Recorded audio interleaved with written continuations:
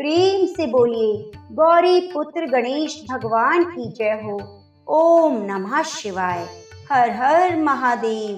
प्रेम से बोलिए जीतिया मात की जय हो, जीतू वाहन की जय हो। प्रिय भक्तजनों, द्वितीया व्रत का प्रारंभ हो गया है। यह 3 दिन का बड़ा ही कठिन व्रत है और इस व्रत को करने के साथ साथ माना जाता है कि पवित्र व्रत की कथा को भी सुनना चाहिए।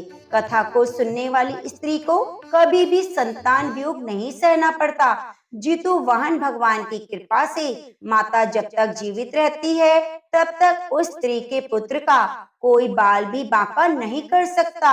इस द्वितीय व्रत को करने और कथा को सुनने से संतान की प्राप्ति होती है। संतान दीर्घायु वाली बनती है, सुख समृद्धि और लक्ष्मी की प्राप्ति होती है। तो आज मैं आपको सुनाने जा रही हूँ द्वितीय व्रत की बड़ी ही दुर्लभ और पौराणिक कथाएं।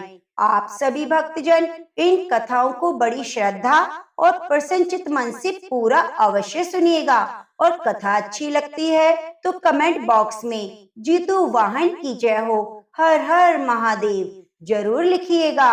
नैमिषारण्य क्षेत्र में सहस्त्र मुनि बैठकर धर्म चर्चा कर रहे थे। ऋषियों और मुनियों के साथ ही अनेक देवता भी उस सभा में उपस्थित हुए। उन ऋषि मुनियों के मध्य सूत जी महाराज उसी प्रकार सुशोभित हो रहे थे जिस प्रकार से तारागण के मध्य चंद्रमा सुशोभित होता है। इस धर्म चर्चा के बीच ही महर्षियों ने संसार के कल्याण हेतु हाथ जोड़कर सूत जी से कहा, महाराज, कलयुग में मनुष्यों की आयु और श्रद्धा दोनों ही कम हो गई हैं। लोग अल्प आयु होंगे, महिलाओं की संतानें बचपन में ही मरने लग जाएंगी, माता पिता के जीवित रहते ही उनका पुत्र मर जाएगा। एक ऋषि ने हाथ जोड़कर कहा कि महाराज, इस भीषण विपत्ति से बचने का कोई तो उपाय होगा। सूत जी बोले, आपने बहुत ही उत्तम प्रश्न पूछा जो मनुष्यों के लिए बहुत ही फलदायी होगा। जब मनुष्यों की आयु कम होगी, श्रद्धा भक्ति नहीं होगी, तब कलिकाल में माता पिता के सामने उनके छोटे छोटे बच्चे, जवान पुत्रों का मरना एक सामान्य बात हो जाएगी। उस समय जो भी माता नियम पूर्वक जीवित पुत्री का व्रत करेगी, उसके सभी पुत्र पूरी आयु तक जीवित रहेंगे। माता पिता के रहते हुए किसी भी पुत्र की मृत्यु नहीं होगी। संसार की भलाई के लिए मैं तुम्हें संपूर्ण वृतांत की कथा सुनाता हूँ। सूत जी ने कहा, जब द्वापर युग का अंत होकर कलयुग प्रारंभ हो रहा था, उस काल में अपने अपने पुत्रों की मृत्यु से दुखी बहुत सी शोकाकुल स्त्रियों ने आपस में सलाह की कि वे सभी मिलकर महर्षि गौतम जी के पास गई। उन सभी स्त्रियों ने महर्षि गौतम की वंदना की और कहा, हे प्रभु, कलयुग आ रहा है। कलयुग में लोगों के पुत्र किस तरह पूर्ण आयु तक जीवित रहेंगे? माता पिता के जीवित रहते मृत्यु को प्राप्त नहीं होंगे। इसके लिए कोई उपाय बताइए, कोई जप तप बताइए, कोई पूजा बताइए। तो महर्षि गौतम ने उन्हें कथा सुनाई जिसको मैं आज आपको सुनाने जा रही हूँ। तो आप माताएं अपने संतान की लंबी आयु की कामना करते हुए इन कथाओं को पूरा सुनिए। एक वन में सेमर के पेड़ पर एक चील रहती थी। पास की झाड़ी में एक स्यारिन भी रहती थी। दोनों में खूब पड़ती। चीलो जो भी खाने को लेकर आती, उसमें स्यारिन के लिए जरूर हिस्सा रखती। स्यारिन भी चीलों का ऐसा ही ध्यान रखती। इस तरह दोनों के जीवन आनंद से कट रहे थे। एक बार वन के पास गांव में औरतें द्वितीया के पूजा की तैयारियां कर रही थी। चीलों ने उसे बड़े ध्यान से देखा और अपनी सखी सियारों को भी बताया। फिर चीलों और सियारों ने तय किया कि वे भी व्रत करेंगी। सियारों और चीलों ने द्वितीया का व्रत रखा। बड़ी निष्ठा और लगन से दोनों दिन भर भूखे प्यासे मंगल कामना करते हुए व्रत में रही। मगर रात होते ही स्यारिन को भूख प्यास सताने लगी। जब बर्दाश्त ना हुई तो जंगल में जाकर उसने मांस और हड्डी पेट भरकर खाई। चीलों ने हड्डी चबाने की कड़कड़ की आवाज सुनी तो पूछा, यह कैसी आवाज है? सियारिन ने कह दिया, बहन भूख के मारे पेट गुड़गुड़ा रहा है और यह उसी की आवाज है। मगर चीलो को पता चल गया। उसने सियारिन को खूब लताड़ा कि जब व्रत नहीं हो सकता तो संकल्प क्यों लिया।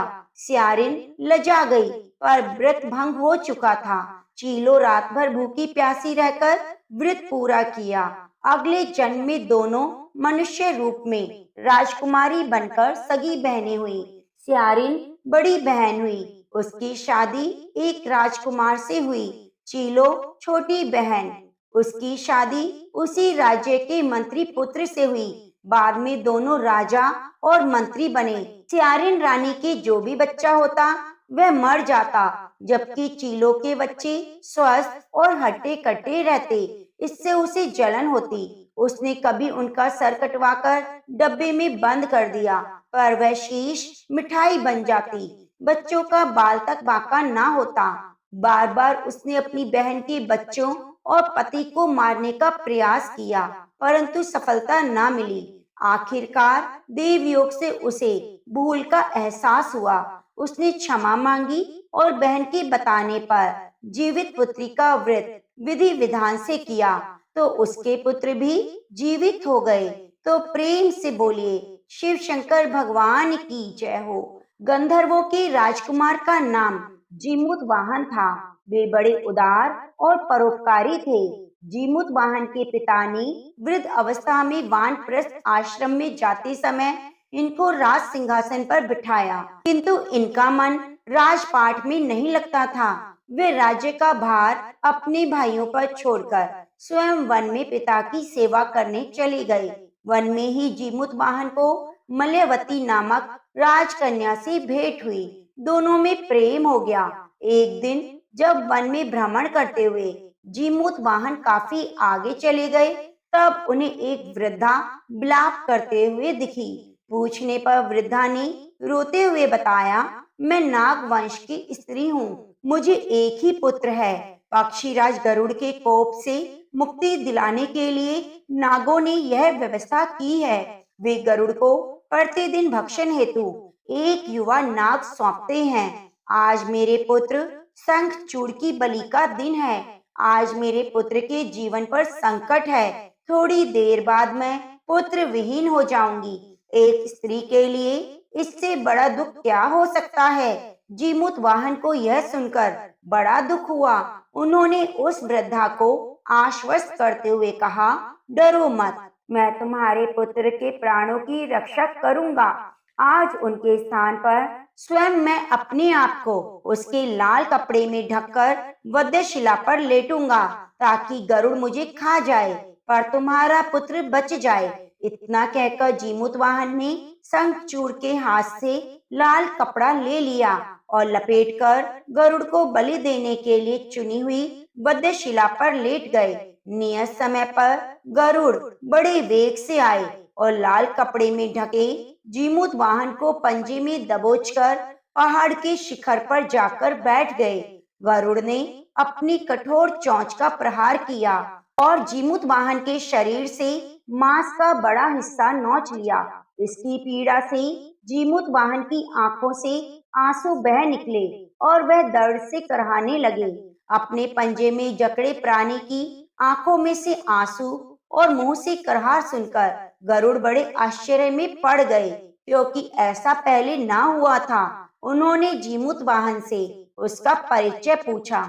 जीमूत वाहन ने सारा किस्सा कह सुनाया कि कैसे एक स्त्री के पुत्र की रक्षा के लिए वह अपने प्राण देने आए हैं। आप मुझे खाकर भूख शांत करें। गरुड़ उनकी बहादुरी और दूसरे की प्राण रक्षा के लिए स्वयं का बलिदान देने की हिम्मत से बहुत प्रभावित हुए। उन्हें स्वयं पर पछतावा होना लगा।